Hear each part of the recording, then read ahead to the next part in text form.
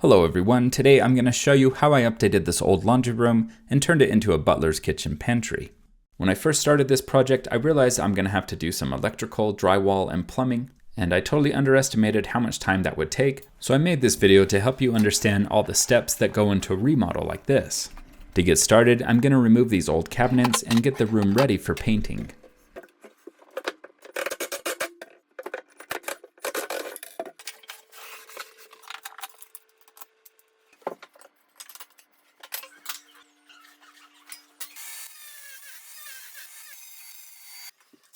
I got the bottom cabinets removed, now it's time to take off the top ones. I was able to remove the cabinets, but had to do about 3 coats of white to cover the green paint. After painting, I decided that I was going to replace the tile floor with vinyl plank, which isn't very fun, so I have another video to show how to do it. After clearing the tile, I prepped the floor and was able to install the vinyl planking.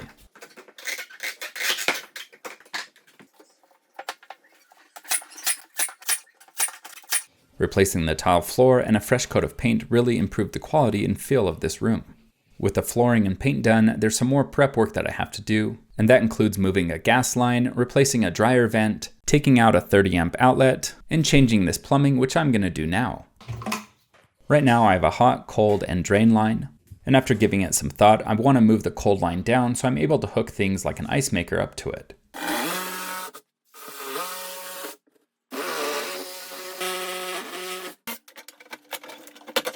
It's important to mark the hot and cold so you don't hook it up incorrectly. I removed and capped off the drain, then was able to hook up the PEX outlet valve. These valves are pretty universal for most fridges or ice makers, and there's a hot water line and drain close by if I want to use them later. With the plumbing done, I dropped down the natural gas line and capped it off so it won't be used. Make sure you're following your state code to indicate that there's a gas line. Before moving on, I want to mention that I like to listen to audiobooks when working on projects, so click on the links below to find them or comment if you have any good recommendations. I cleaned up the mess, but now I have to patch up this hole in my wall.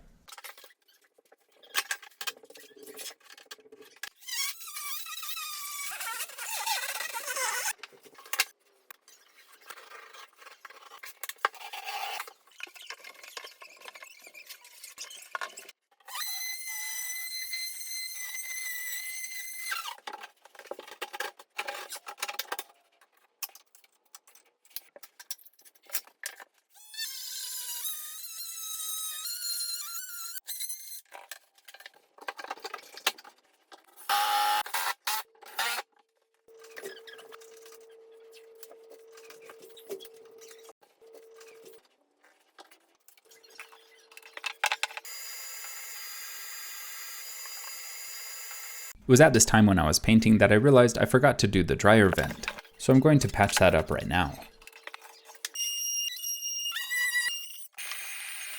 Here I gotta confess that I've actually never taken out a dryer vent before, so if there's a better or correct way to do it, please comment below. It's always good to learn from others.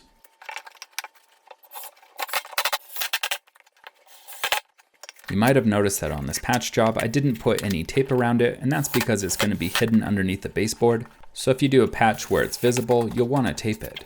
The patchwork is all done, so I'm going to clean up, put on this cover, then I'll replace this old light with 2 new LED ones.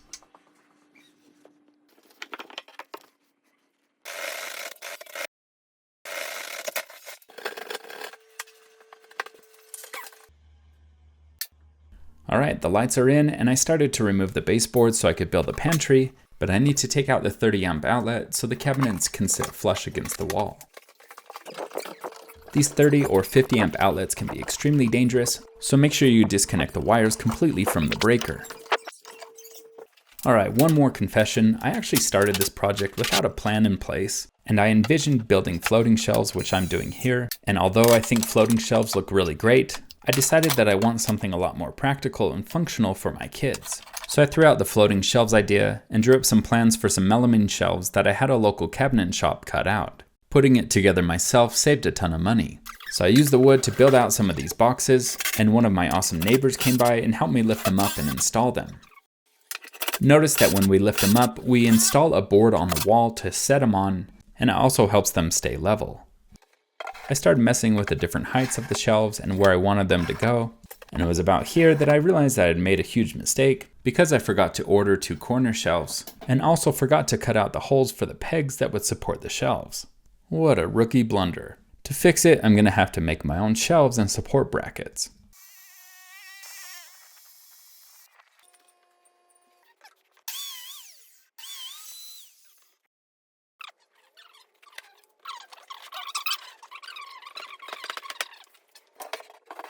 Luckily, I had the extra wood and was able to build those corner shelves, so now I just need to build the support brackets.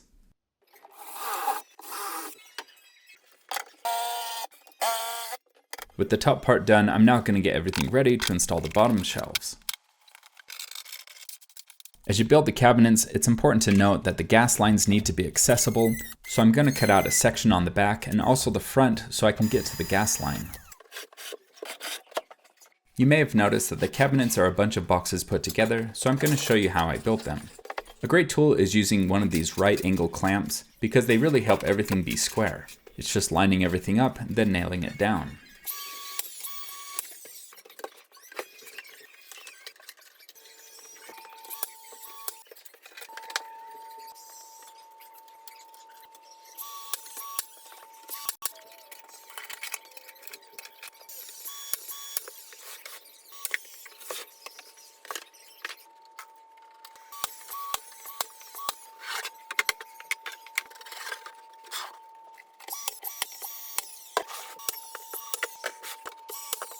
So I just finished the first box, so now I'm going to build the second one right next to it.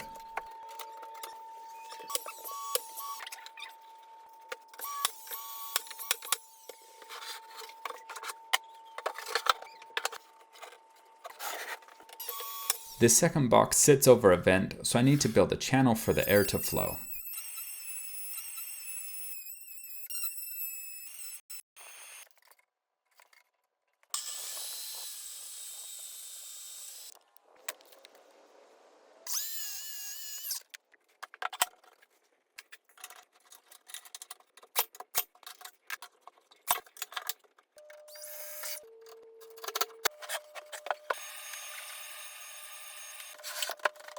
So I just got those boxes done, now I need to secure them to the wall, and I'm going to use these shims to make sure everything is square.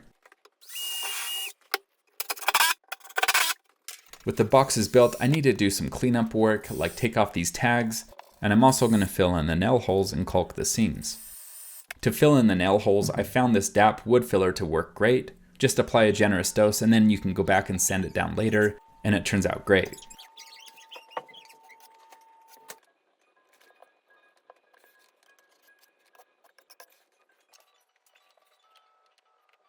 When it was dry, I used a 220 grit sandpaper so it doesn't scratch up the melamine. Because there's a water outlet near these 2 boxes, I'm going to use a waterproof caulk. On the other boxes, I used a regular caulk that's designed for cabinetry and trim. Once the caulk was applied and the nail holes filled in, it looked really great. Now it's time to talk about my second blunder. As I was putting in these shelves, I realized I forgot to order a trim piece for this top corner, so I'm going to have to build one myself.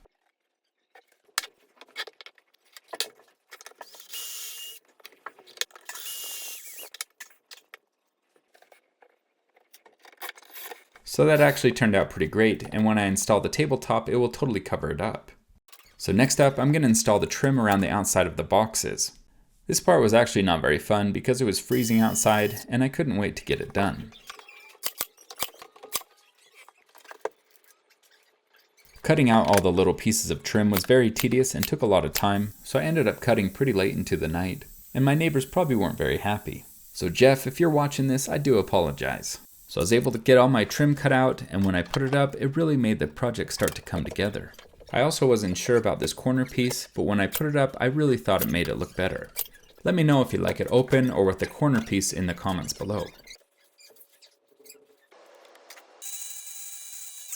While I put up the side trim, I decided I'm going to cut some more little pieces to fill in the gaps in the cabinets.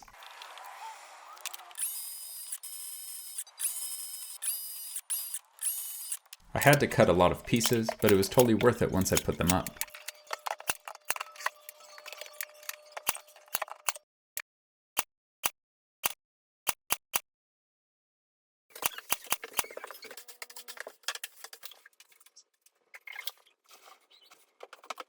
After I got the trim put in, I filled in the nail holes and got ready to caulk.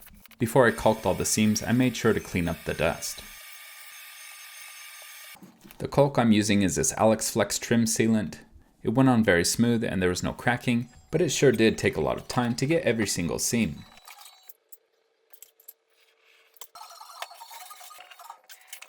The last step for prepping the cabinets was to put on these vinyl stickers. You can putty over the nails, but these stickers work great because they're going to be covered in the cabinets anyways. And with that, all the prep work is done and I'm ready to install the countertops. For the countertop, I was originally going to do a butcher block, but I decided I wanted to match the quartz that I installed in my kitchen. So I had some cut and delivered, and the guys were awesome that came out to install it, and they let me film them making this magic potion that stuck the countertop to the cabinets. Once they apply the adhesive, they use a suction cup machine to hold the seams together. This machine constantly applies pressure so there's no movement, and it minimizes the seam. Once it's dry, it's almost impossible to see that there's two pieces of stone. With the countertop installed, this project is done, and I'm extremely happy with how it turned out. As I mentioned earlier, I wanted to build floating shelves, but I'm very happy that I went with these open boxes. I designed this pantry to be accessible, and I purposely left off the doors so they don't get scratched up. And not having doors allows my kids to get food in and out very easily. I watched a lot of other content creators build their pantries, so I'll have those videos and all the tools I use linked below. If this video helped you, please go out and help someone else. Until next time, have a good day.